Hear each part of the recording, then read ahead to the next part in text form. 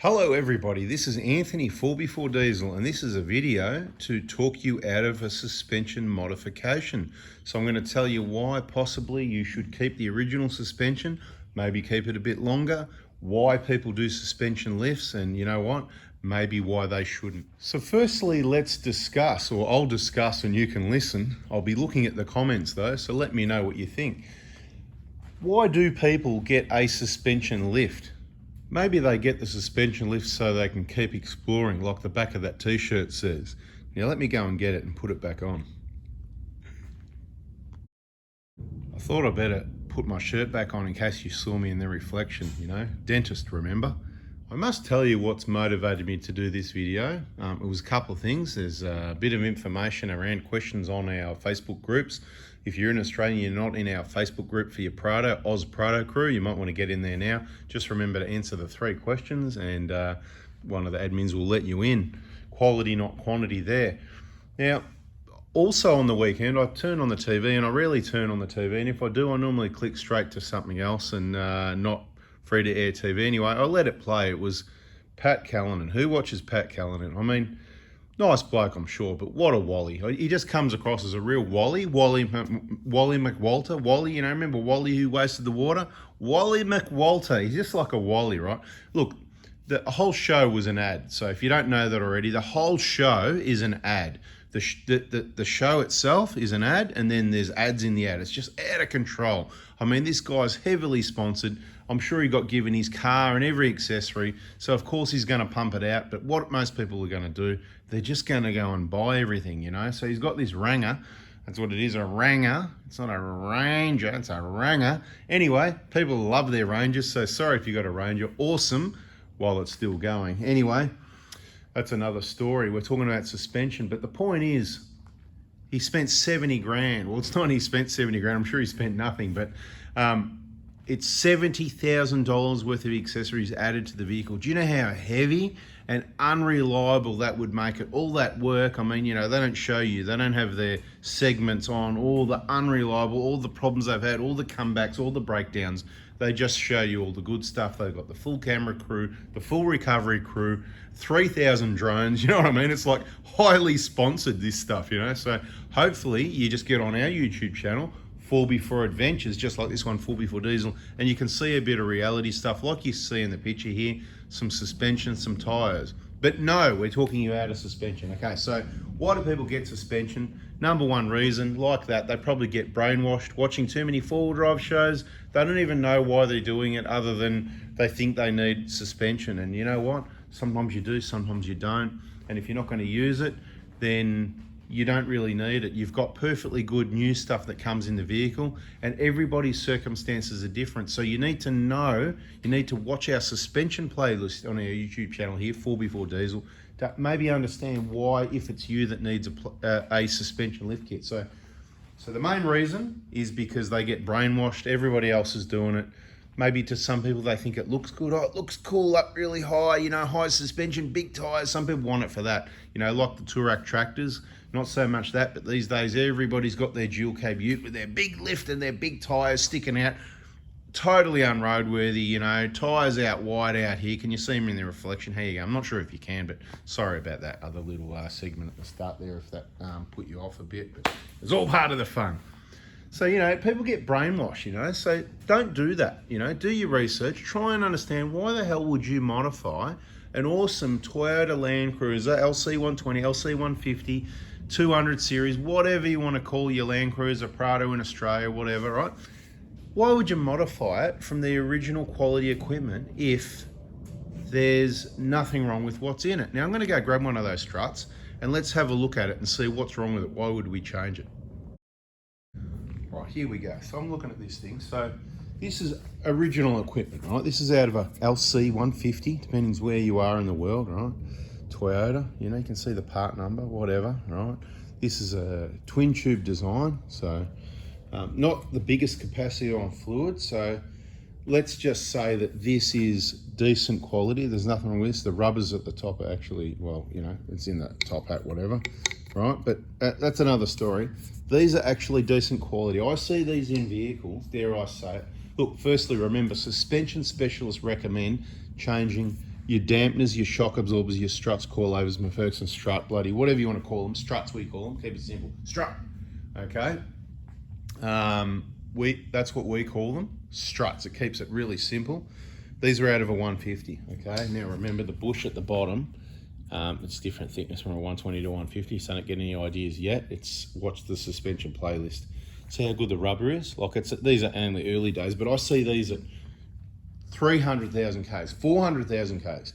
And they might be a little bit squashed at the top here because the weight of the vehicle, all the weight of the vehicle, every sprung piece of weight of the vehicle, there's sprung and unsprung weight. Think about that for a minute. That's a separate video.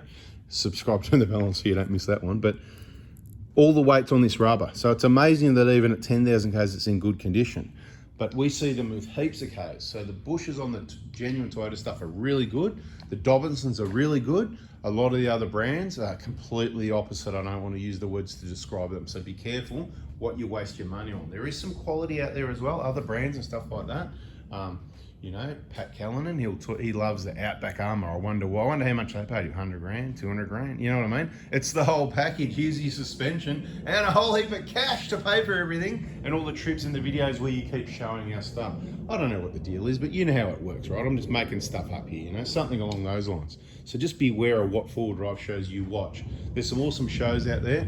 How to wreck cars, how to just get you excited about stuff that you're never going to do, and it's going to be so unreliable because you've added so much crap. You know, like Jason and Simon. I mean, Jason, another cool dude, right? Like, I reckon he's a cool dude.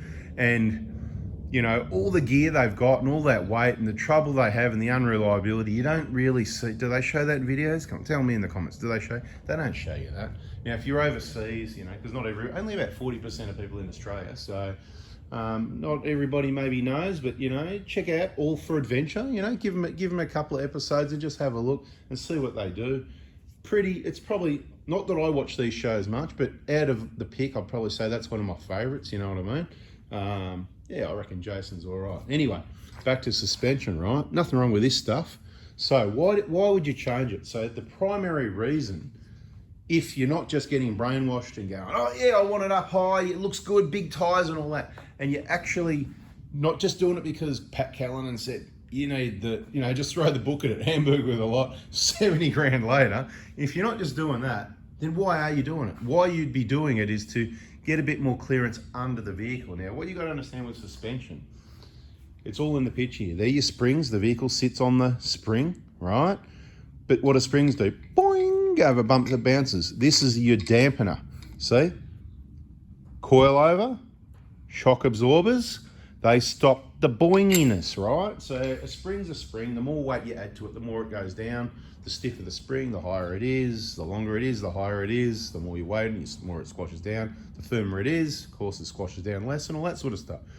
Now, understand with your suspension, there's obviously this wheel travels down and it also compresses and travels up. So compression coming up, full extension's going down, right? So if you raise the vehicle too much, then by having a long firm spring, then it might not compress very well and it might not have much down travel.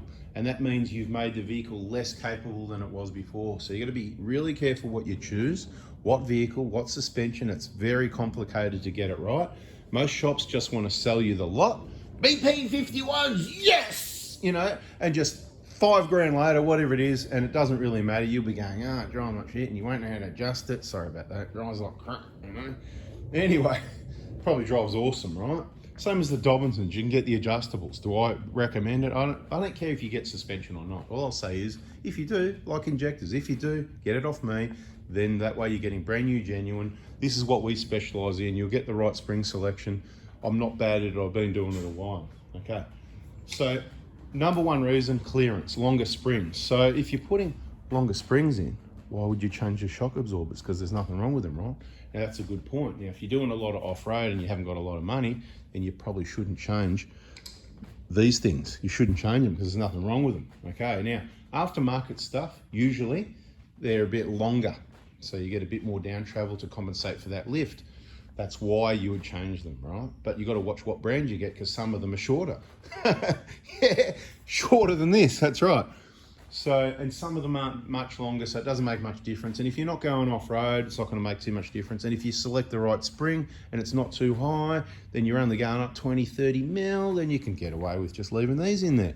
So, now you know why we put the springs in. It's to get more clearance under the vehicle because of all the patrols and 80 series and highly modified rigs with massive tyres that go out in the wet and dig out all these deep ruts and wreck the tracks, and then the water runs down, it washes it out like a big washout.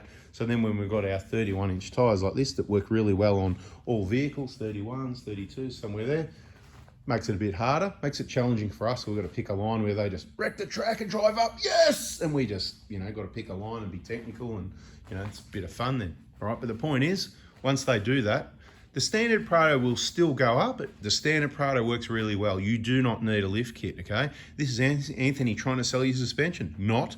Check it. This is going to go straight into the playlist, right? I'm just here to give you the information and give you a solution if you want it. Suspension is Tuesday mornings, starting in February.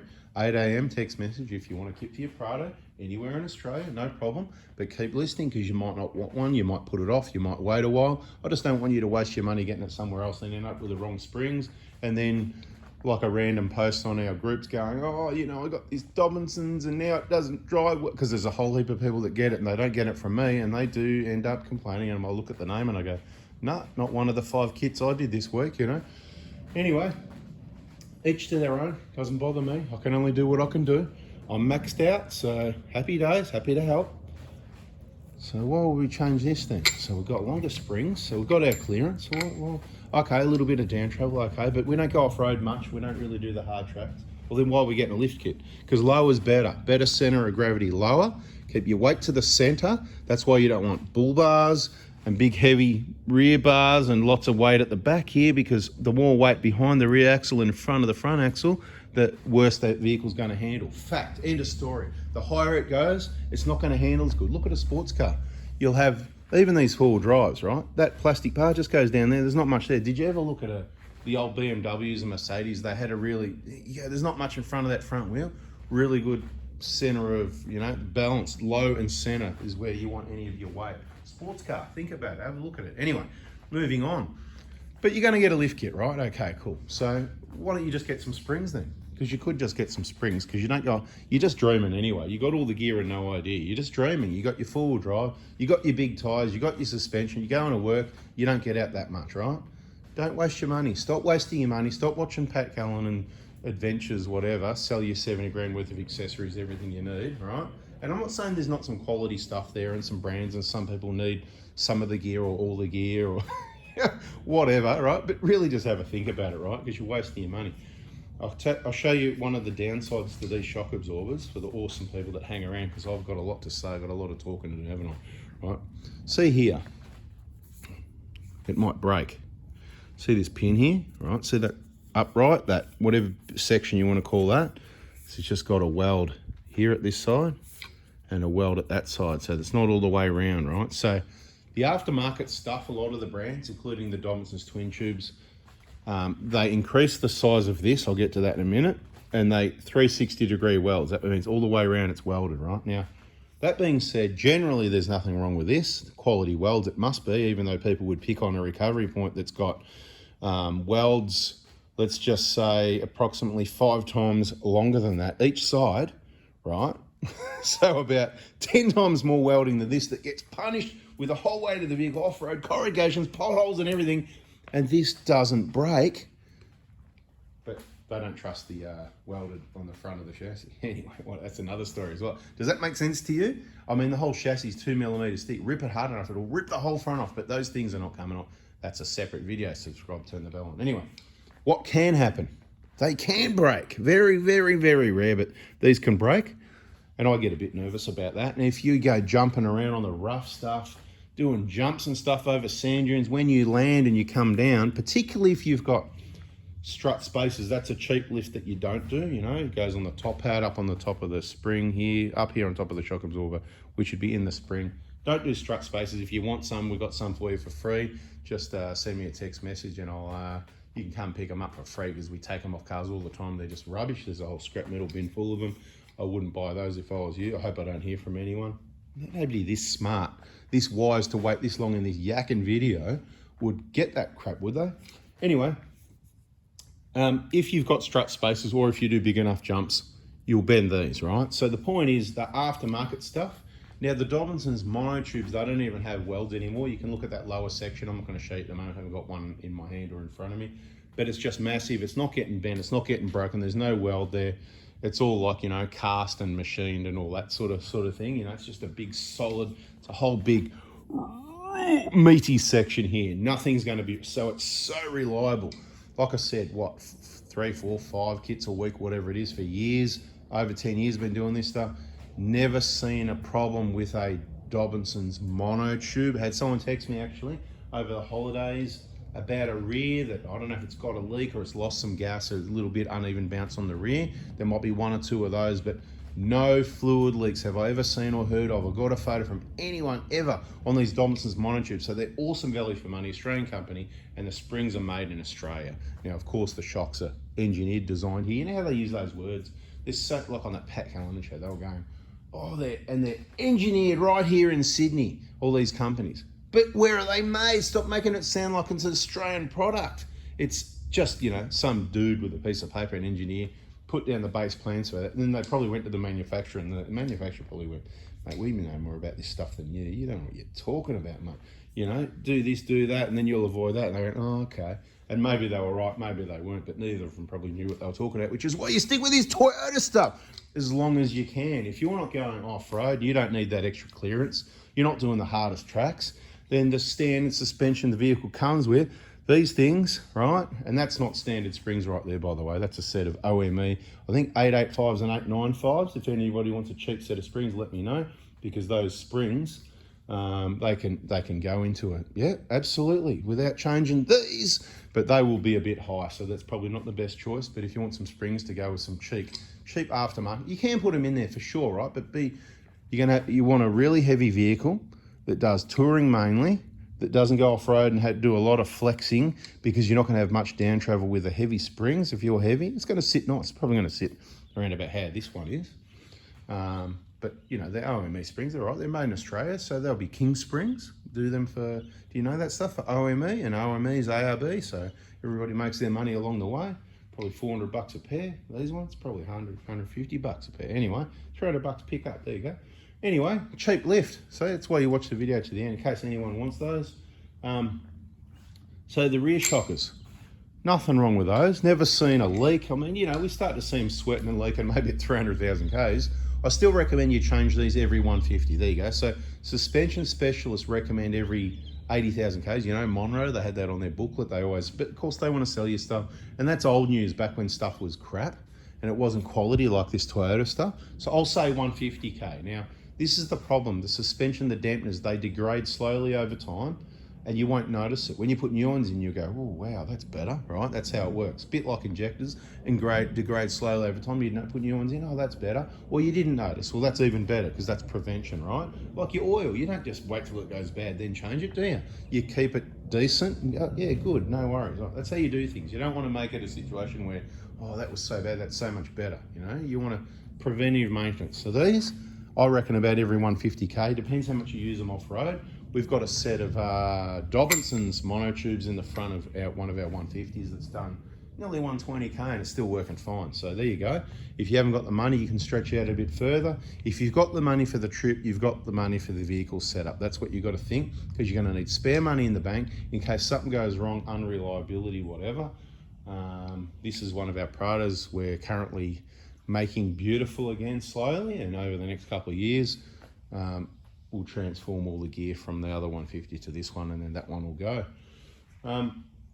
So pretty much I think we've almost covered everything. So this, it's not weak, but sometimes they can break. Most of the failures we've seen or heard of is when people doing jumps and hitting things hard, and you know, they drive too fast, mate. Cheapskate, strut spaces, bang, out on the tracks, driving too fast, bang, bent the strut, right? Or enough vibration, you know, probably, you know, that could break that weld, but they must be good, because it just doesn't happen really. I wouldn't be worried about it. So for this is more, this might break. So if you're doing a big outback trip, you travel around Australia, that's where you might want aftermarket suspension. That being said, I've got a client who I haven't seen for years actually. I should check in on him. He took his stock Prado, okay, Grand Trex, around Australia, doesn't camp, gets accommodation everywhere he can, but every other place and dirt roads and always doing trips going around the joint, stock standard suspension, okay? So you don't need it. So I hope I've just unsold a whole lot of people. Hopefully I've explained why you might need it, some brands to think about. I don't know what I missed, but whatever I missed is in that suspension playlist. Overall, these are good. The downside to this is when you're hammering up those corrugations at speed, these will get hot.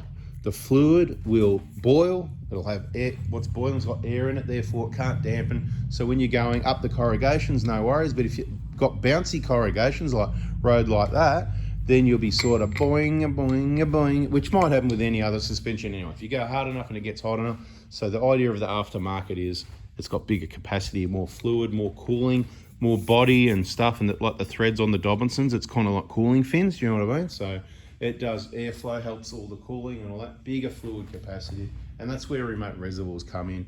It's even better again if you're going to do that and worry about that, but I haven't personally found the need for them. I've hammered plenty of dirt road corrugations, this and that, and I've had plenty of suspension twin tubes that just stop working. You can still bounce up the road okay, boing, boing, boing. Look, you know, so it all depends what you do, right? Long video, hope you get the drift, hope you found it a bit entertaining at the start. I tried a little bit, but I'm pretty serious, and you know, I don't even care about, you know, if I'm selling you or unselling you suspension, okay? I hope you get my drift there. I'm just saying, if you get it, come to me, get the right advice, get the right stuff, value for money. What's a Dobinson's kit worth now? Wouldn't have a clue. Probably had another price rise this January now. So yeah, it's a couple of grand for a kit, you know, for the monotubes with the front assembled, ready for you to DIY, put in yourself following our video, something like that. But it depends where you are in Australia. Might be a little bit cheaper, might be a little bit dearer if you're in WA. Could be 20.90 or 21 something or something like that. Delivery over to there, because you know, not West Coast tax, just delivery. I know everybody else gives you the West Coast tax. So anyway, up to you what you do, people. Hope you understand.